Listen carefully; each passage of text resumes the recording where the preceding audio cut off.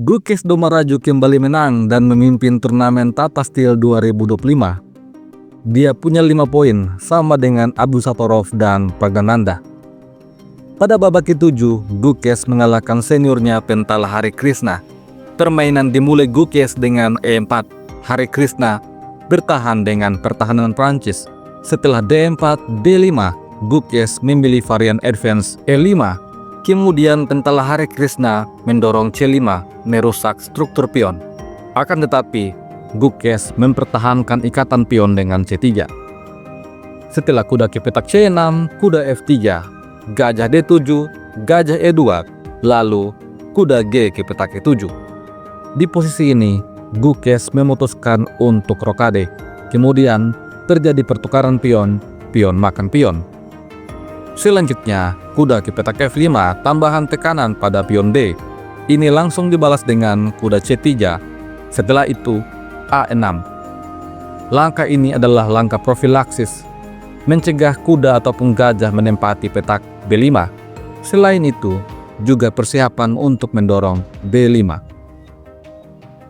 Di posisi ini, Gukes membawa raja menyingkir ke petak H1. Setelah benteng ke petak C8, benteng B1, lalu menteri B6. Pion D terancam oleh 3 perwira.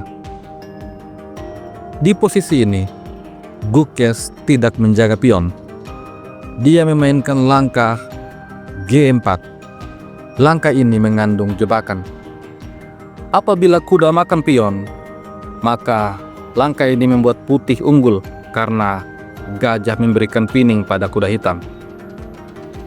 Jika gajah C5 memberikan tambahan perlindungan pada kuda, maka kuda A4. Menteri dan gajah lagi-lagi terancam.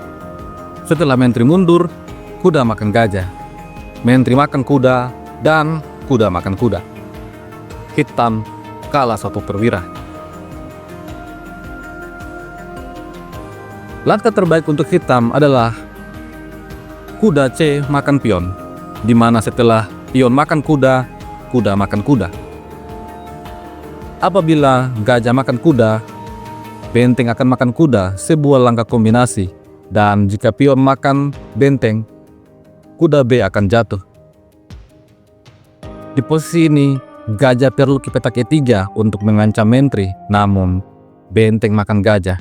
Setelah pion makan benteng, menteri makan pion. Menurut engine, posisi ini masih seimbang. Hitam punya pion lebih banyak. Akan tetapi di posisi ini, Pentala Hare Krishna memainkan langkah yang tidak tepat. Dia melarikan kudanya mundur ke petak E7. Setelah gajah E3, H5, akan tetapi G5. Gukes tidak membiarkan lajur H terbuka. Permainan berlanjut. Pentala Hare Krishna membawa kudanya ke petak F5. Gukes membalas dengan langkah G6, membongkar pertahanan hitam. Setelah F6, pion makan pion, pion makan pion, dan gajah D3 mengancam kuda. Kuda C mundur ke petak E7 untuk menjaga kuda sekaligus menyerang pion G. Ini langsung dibalas dengan benteng ke petak G1. Setelah gajah fianchetto, kuda menyerang menteri, dan menteri ke petak D6. Pada posisi ini, kuda masuk ke petak C5 adalah langkah terbaik menurut engine. Namun, Gukes Domaraju memilih langkah yang tidak tepat. Dia mendorong B4. Setelah B6, B5, pion makan pion, gajah makan pion. Pertukaran gajah terjadi, benteng makan gajah. Ancaman selanjutnya pada pion B. Pentala Hare Krishna terlebih dahulu menukar kuda dengan gajah. Setelah pion makan kuda, benteng C6 menjaga pion, dan menteri B3. Tambahan tekanan pada pion B. Di posisi ini, Pentala Hare Krishna tidak mempertahankan pion. Dia memilih untuk rokade mengamankan rajanya. Setelah kuda makan pion, gajah menekan pion. Pada posisi ini, Gukes memilih untuk menarik mundur kuda ke petak A4. Sebuah langkah yang dianggap tidak tepat oleh Engine. Langkah yang tepat menurut Engine adalah benteng bergeser ke petak E1 untuk menjaga pion. Di posisi ini, Pentalahari Krishna berhasil menemukan langkah terbaik. Kuda F5 menekan pion E. Gukes juga berespon dengan sangat bagus, menantang pertukaran benteng. Pentalahari Krishna kemudian membuat kesalahan. Dia menukar benteng. Setelah kuda makan benteng, kuda makan pion.